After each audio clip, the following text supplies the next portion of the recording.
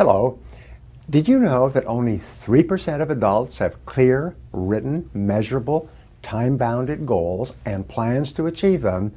And by every statistic, these 3% accomplish 10 times as much as people with no goals at all. Now, why is it then that most people have no goals? If you earn 10 times as much with goals, if you have 10 times as much success with goals, why don't people all have goals? Well, there are 5 myths about setting goals and objectives that might help you rethink your decisions about not setting goals for yourself. The first myth is, I already have goals. I don't need to set any. People who say this also say that their goals are, I want to be rich, and I want to be thin, and I want to be happy and successful and popular and live my dreams. But these are not goals. These are wishes and fantasies common to all mankind. Crazy people and homeless people have these as goals. They're not goals. They're just fantasies. Sometimes they're just delusions. A goal, on the other hand, is like a beautiful home, carefully designed, upgraded continually, improved regularly, and worked on constantly. If it's not in writing, it's merely a dream or a wish. And we say that a goal that is not in writing is a wish with no energy behind it. It has no power in your life. It's just a vague objective that comes in and out of your life, sort of like a sunrise and a sunset, without ever accomplishing anything. Now, the second most common myth that people don't set goals is, I don't need goals. I'm doing fine.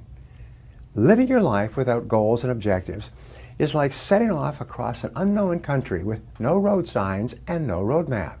But you have no choice then but to make it up as you go along, reacting and responding to whatever happens all day, all week, all month, and then just hoping for the best.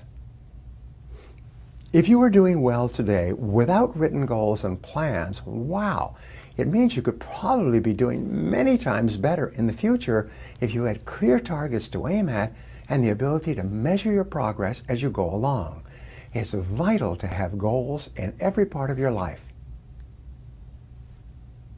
Myth number 3 about goal setting is, I don't need written goals. I have them all in my mind. Now, the average stream of consciousness includes about 1,500 thoughts or words a minute race through your mind like a river. If your goals are only in your mind, they're invariably jumbled up, vague, confused, contradictory, and deficient in many ways. If your goals are just tumbling around in your mind, they offer no clarity and they give you no motive power. You become like a ship without a rudder, drifting with the tides, crashing into the rocks, and eventually you'll never realize your full potential. The fourth most common myth is, I don't know how to set goals. Well, no wonder. You can take a master's degree at a leading university and never receive a single hour of instruction on goal setting and goal achieving. But fortunately, setting a goal is a skill, like time management or teaching or selling or managing or even riding a bicycle, anything else that you need to become a highly productive person. And all skills are learnable. This was the great turning point in my life. All essential skills are learnable. Everybody who can do it today at one time could not do it at all. And what others have learned, you can learn as well. You can learn the skill of goal setting by practice and repetition until it becomes as easy and as automatic as breathing in and breathing out. And from the very first day that you begin setting goals, the progress you will make and the successes you will enjoy will absolutely astonish you. Now, the final myth that people use not to set goals is, goals don't work, life is too unpredictable. Well, here's an analogy. When a plane takes off for a distant city, it will be off course 99% of the time. The complexity of the avionics and the skill of the pilots are focused on continual course corrections. Now, it's the same in life, but when you have a clear long-term goal with specific plans to achieve it, you may have to change course many times, and you will, but you will eventually arrive at your destination of health and wealth and great success. You have two choices in life.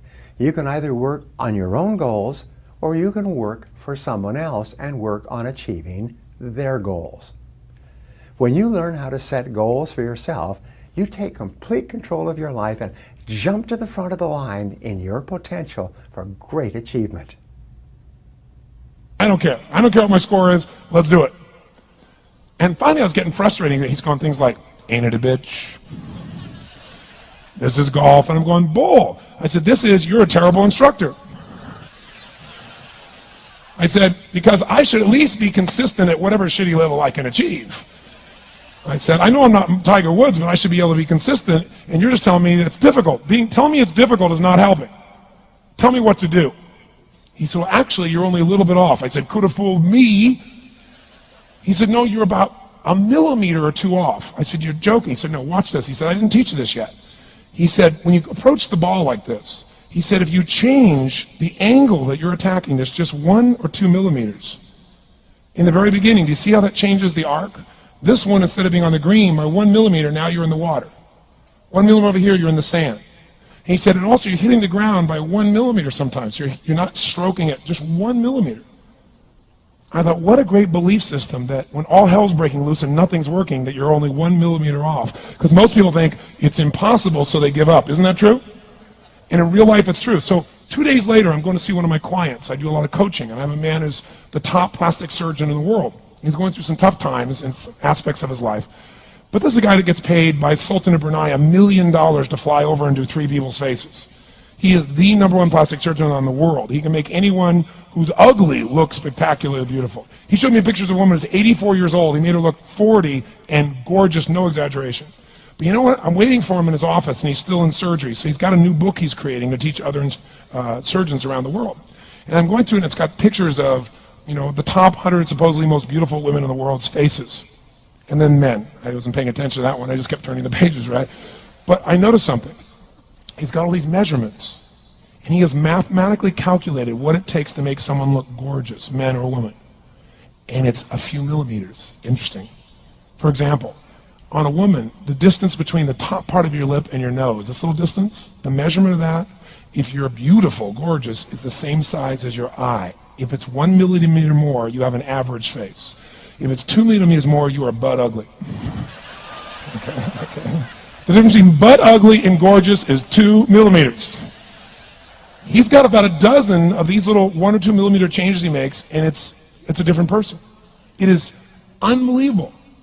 So a very powerful belief to leave today with would be, nothing's working, I'm 1 millimeter away. What little thing going to change? And when I do, it changes everything. Because I'm heading this direction, I make this little shift. You take that out an hour from now, a day from now, a week from now, a month from now, you have a totally different destination from that direction. But the 1 millimeter change, I'll show you one of them right now. Check this out. Stay in the state of certainty. Some of you lost it. Intensify it, whatever it takes. Make your move. Come on. Make your move. Say yes.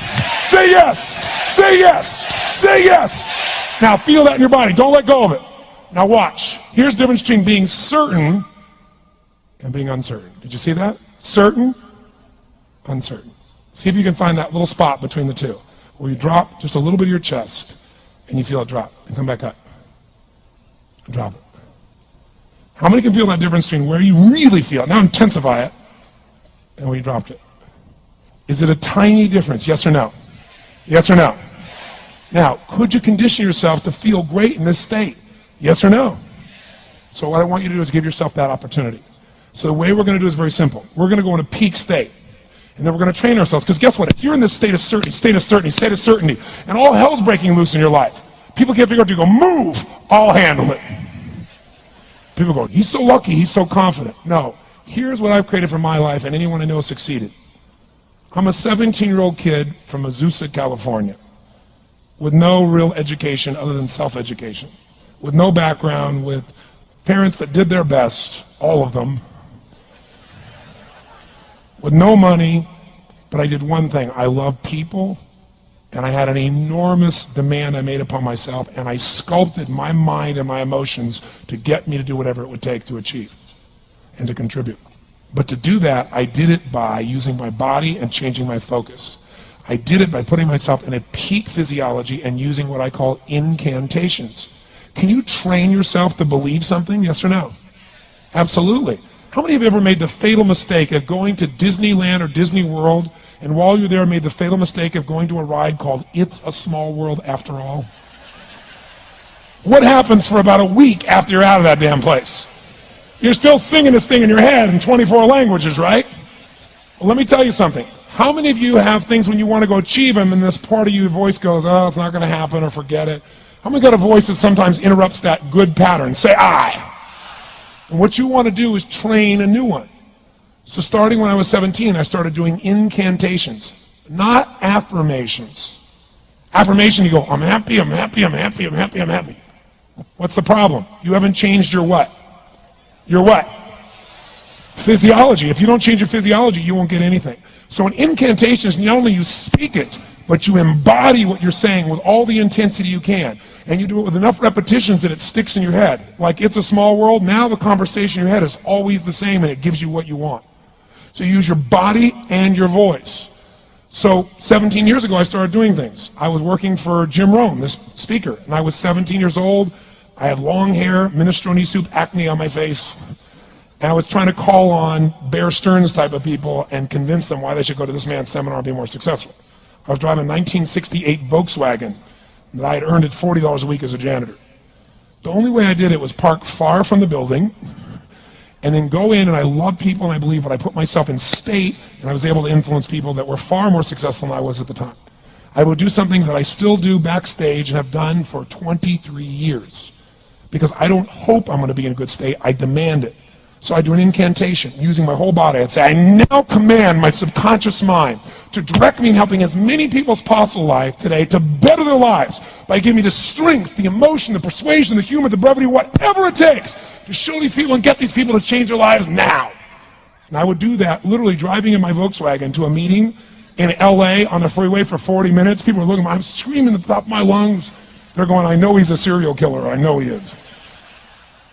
But by the time I entered that room, when two people meet, if there's rapport, the person who's most certain will always influence the other person. And I was totally certain, and they were trying to get revved up to certainty. Do you agree with this, yes or no?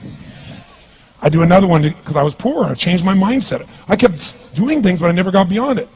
I'd say God's wealth is circulating in my life. His wealth flows to me in avalanches of abundance. All my needs, desires, and goals are met instantaneously by infinite intelligence, for I'm one with God and God is everything. And I would imagine the abundance of my life, and I would feel so grateful. And a year later, I went from making $38,000 a year to making $1 million a year in 1 year. Because successful people do what failures won't. You follow me on this? You know? Now let me give you a little simple formula for goal setting. Okay? We take 2.5 hours on the weekend for the whole 10-year plan. We don't have time for that tonight. But let me get you started with a little simple formula Mr. Schoaf gave me. And maybe this will be helpful. First of all, I've divided goals into two parts. First is long range. Long range goals. That's your dreams. Your dreams for the next 3, 5, 10, 20, 30, 40 years. Actually, the rest of your life. Your dreams. You've got to keep dreaming. Ronald Reagan, president, said to the joint session of Congress a few weeks ago, the Republic is a dream. And if we don't keep dreaming, we will lose the Republic. Your better future is a dream for yourself and for your family. Where do you want to go? What do you want to do? What do you want to be? What do you want to see? You've got to dream dreams. There's a Bible phrase that says, without dreams and visions, people perish. You've got to have something to go for that inspires the heart and the soul. Dreams. From the children of Sanchez, it says, take the crumbs from starving soldiers, they won't die. Take the bread from hungry children, they won't cry. But without dreams, we all will die. You've got to dream. Don't lose your dreams.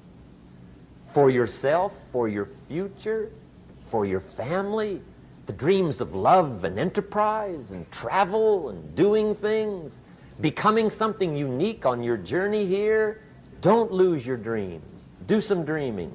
That's long-range goals. You've got to have those. So that's number one.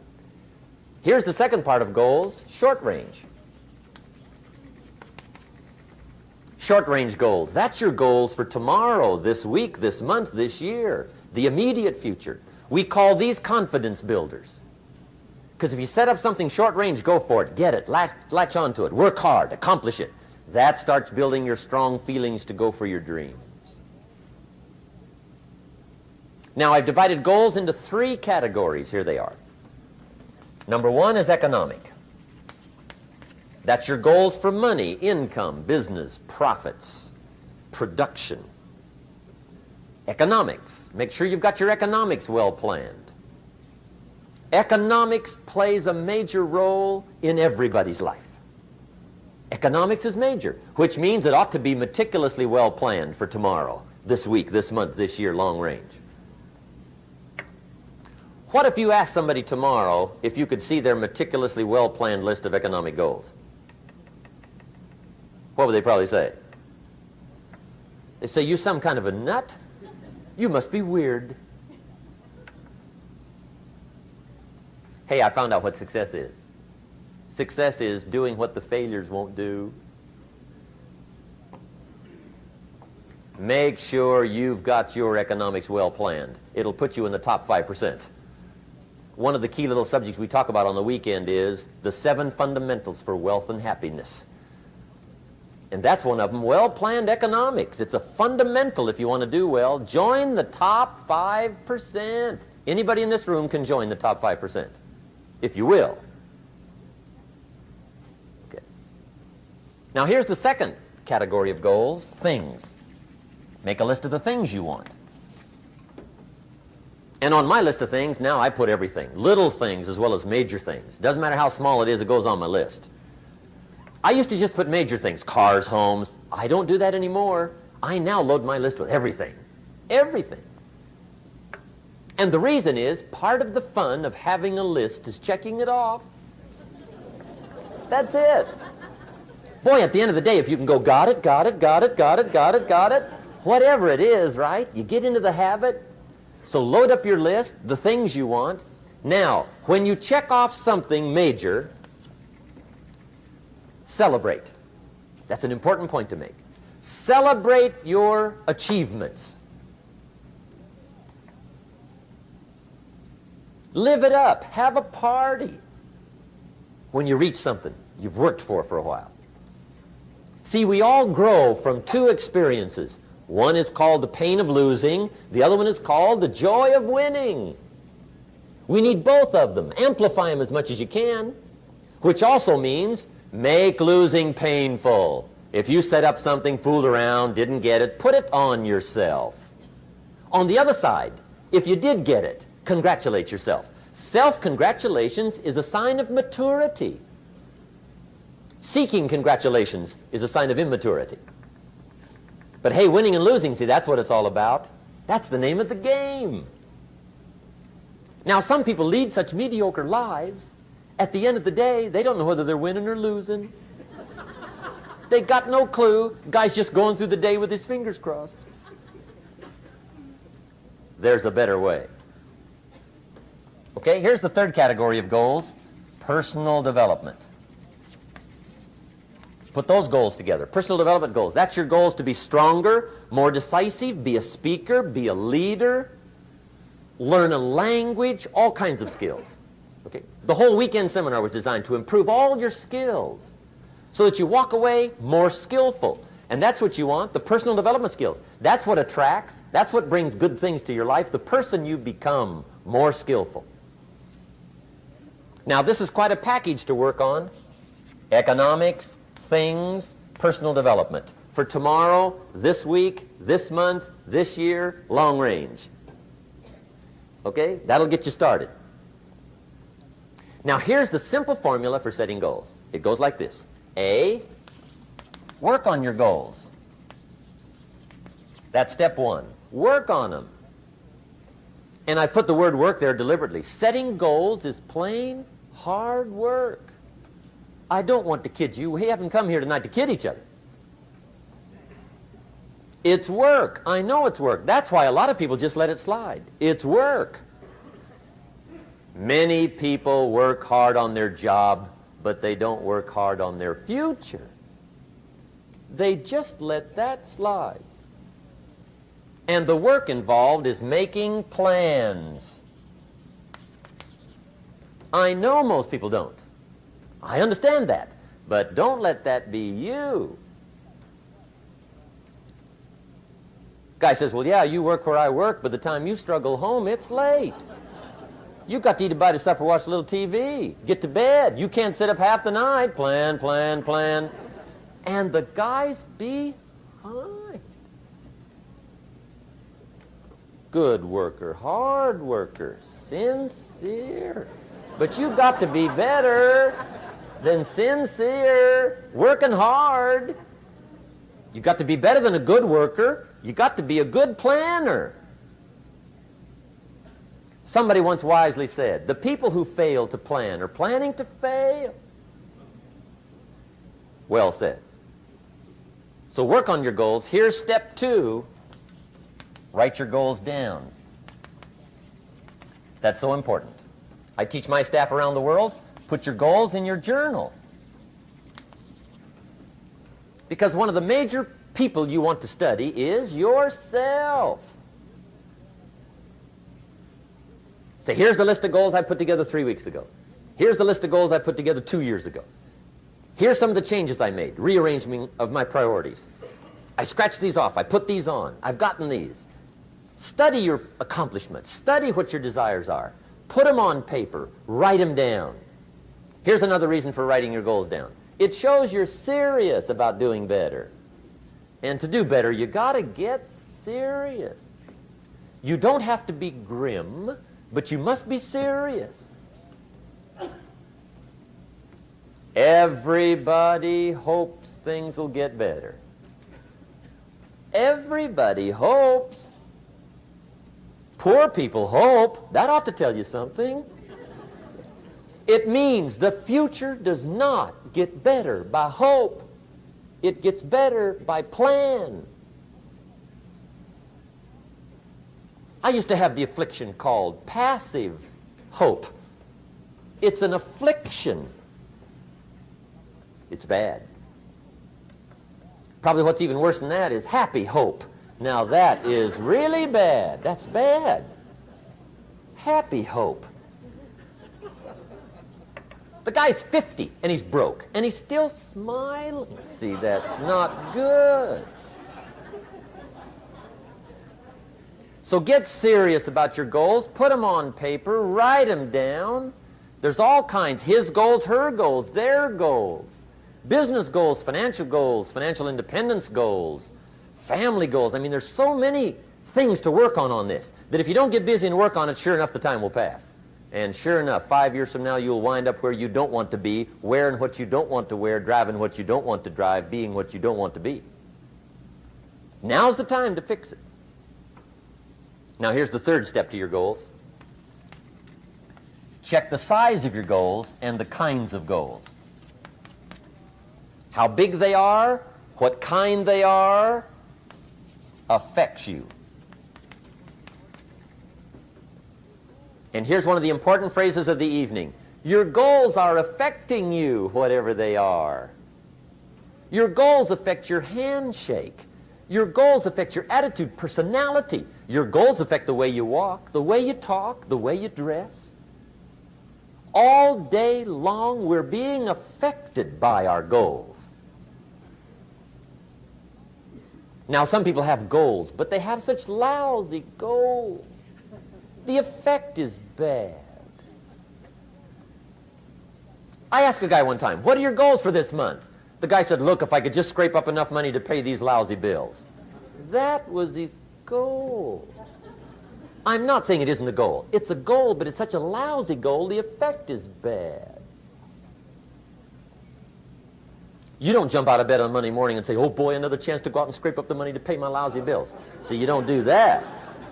Usually you say, oh, not another Monday.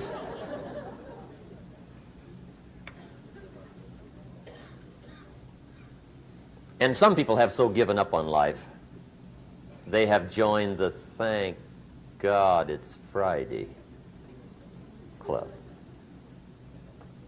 How sad.